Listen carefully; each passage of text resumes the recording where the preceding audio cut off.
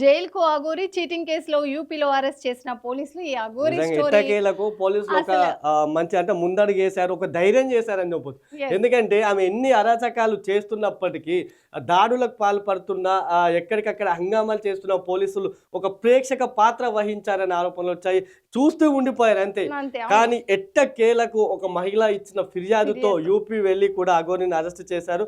Arrest చేశాక రిమాండ్కు తరలించారు. అనవసరంగా ఒకటి కృష్ణ అనవసరంగా ఇన్ఫ్లుయెన్సర్స్ కానీ ఎవరైనా యూట్యూబర్స్ కానీ ఇలాంటి వాటి మీద ఫోకస్ పెట్టే బదులు మనకి ఇప్పుడైతే పహల్గామ్ లో ఎలాంటి సంఘటనలు జరిగాయో వాటి మీద హైలైట్ చేయండి. ఇలాంటి వాళ్ళని పిలిచి డిబేట్స్ చేసి అనవసరంగా హైప్ వాళ్ళకి మనం క్రియేట్ చేస్తున్నాం.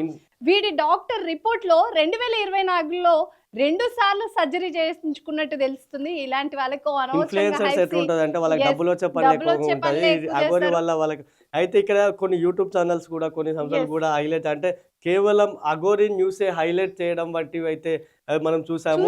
అవును, వీళ్ళని పిలిచి డిబేట్స్ పెట్టే కూడా చూసాము. అయితే నిన్న జైలుకు తరలించాక సంగారెడ్డి జైల్లో కూడా కొంత హైడ్రామా నడిచింది. అక్కడ ఏం జరిగిందంటే ఆడ లేదా మగ ఏదో ఒకటి తేలితేనే మా జైల్లో ఉంచుకుంటాం, ఫస్ట్ ఏంటిది అని చెప్పాలని చెప్తే మళ్ళీ తిరిగి పోలీసులు మళ్ళీ కోర్టును ఆశ్రయించారు. కోర్టు మళ్ళీ వైద్య పరీక్షలకు ఆదేశించారు. అయితే ట్రాన్స్ ఫీమేల్ గా తేలడంతో చివరికి అయితే ట్రాన్స్జెండర్ కి సంబంధించి సంగారెడ్డి జైల్లోనైతే ఒక అంటే ప్రత్యేక వార్డ్ అయితే లేదు. చెంచల్గూడ జైల్లో ఉంది. ఆ వార్డు చెంచల్గూడ కూడా తరలించినట్లుగా మనకు తెలుస్తుంది. అయితే ఇక్కడ అఘోరి అరెస్ట్ అయ్యి జైలుకు వెళ్లే సమయంలోనూ నన్ను జైల్లో నాతో పాటు వర్షిని ఉంచండి. నిజంగా వ్యాఖ్యలు చూస్తామని చెప్పొచ్చు. ఎంత దారి, అసలు ఏ స్థితిలో ఉన్నారు, ఏదైనా డ్రగ్స్ తీసుకున్నారా వీళ్ళు, అంటే డ్రగ్స్ మైకంలో ఉన్నారా అనే సందేహాలు కలుగుతున్నాయి. జైల్లో వర్షిని ఉంచండి నాతో పాటు. ఇక్కడ బయట ఆమె అదే పోలీస్ స్టేషన్ లో అవే వ్యాఖ్యలు చేస్తుంది.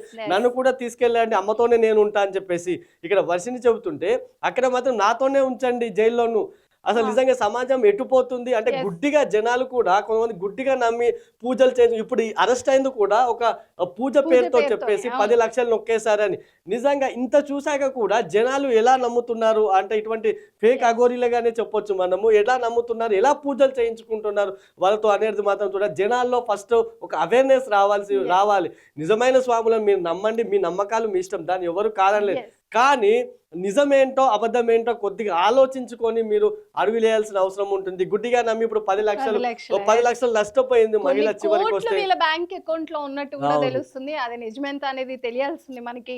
పోలీసులు కూడా ఇట్లా అరకొర చర్యలు తీసుకోకుండా పక్కాగా కఠిన చర్యలు తీసుకోవాల్సి ఉంటుంది. దీనికి లోతుల్లోకి వెళ్ళి అసలు అఘోరికి సంబంధించి లోతుల్లోకి వెళ్ళి విచారణ చేపట్టాల్సిన ఆవశ్యకత అయితే ఎంతైనా ఉన్నది. పోలీసులు కూడా ఏం చేస్తారు కృష్ణ, హైకమాండ్ నుంచి వాళ్ళకి రావాలి కదా. పోలీసులను కూడా దుర్భాషలాడి కొట్టిన ఉన్నాయి కదా. అందుకే ఇటువంటి ఇప్పుడు ఆల్రెడీ జైలుకు తరలించారు కాబట్టి కోర్టుల ద్వారా కూడా ఇప్పుడు అసలు అఘోరికి ఇంత డబ్బు ఎక్కడిది, అసలు అఘోరి చేసే పనులు ఏంటంటే గతంలో కొంత లోతుగా విచారణ చేస్తే మరిన్ని విషయాలు వెలుగులోకి వచ్చే అవకాశం ఉంటుంది. ఆమెకు మరింత కఠిన శిక్ష కూడా పడే ఛాన్స్ ఉంటుంది. ఎందుకంటే అఘోరీలు అంటే మనం చూడొచ్చు వాళ్ళు ఎంత చాలా అంటే ఎంతో నిబంధనలతో ఉంటారు. వాళ్ళని చూస్తే అర్థమవుతుంది ఎవరికైనా అఘోరీలకు కార్లు వాళ్ళు బంధాలకు అసలు అతీతం. వాళ్ళంతా వాళ్ళ బంధాల జోలికే వెళ్ళే బంధం వదులుకొని వాళ్ళు అఘోరిగా మారుతారు.